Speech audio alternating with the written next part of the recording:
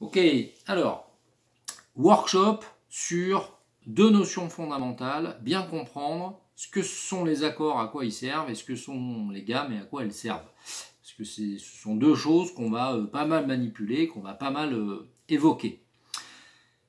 Un accord, c'est quelque chose en fait, enfin des accords, une suite d'accords, c'est quelque chose qui va me servir à accompagner une chanson. Voilà, parce que très souvent dans une chanson, j'ai une suite d'accords, voilà, et par-dessus, j'ai une mélodie qui souvent va être chantée par un chanteur. Voilà, les accords, en fait, ça va me servir à accompagner la mélodie, et la mélodie, ça va être issu de la gamme, et des notes de la gamme, les accords aussi, hein, soit dit en passant. Si je prends un morceau des Stereophonics qui s'appelle Mr. Writer, donc il y a un refrain qui fait ça, là.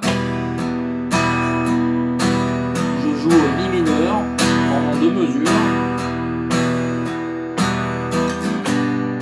Et là je joue sol majeur, c'est-à-dire que je joue un deuxième accord. Un accord c'est plusieurs notes. Hein.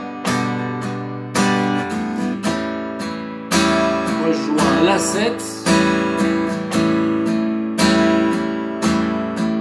Et après je joue un Do majeur. Voilà, donc ça c'est mes accords. Et moi je vais chanter une mélodie là-dessus.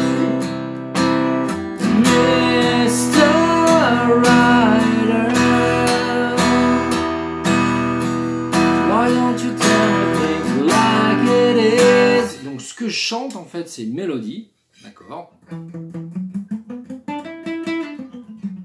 qui va être issue d'une gamme, et les accords que je joue, ça va accompagner cette mélodie. Voilà.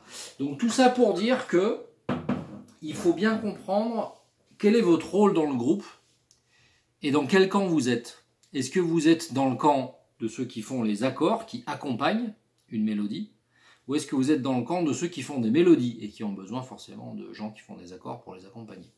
Alors, il y a des instruments qui permettent de faire les deux, la guitare, le clavier, ça permet et de faire des accords et de faire des mélodies, mais quand même très souvent les rôles sont répartis.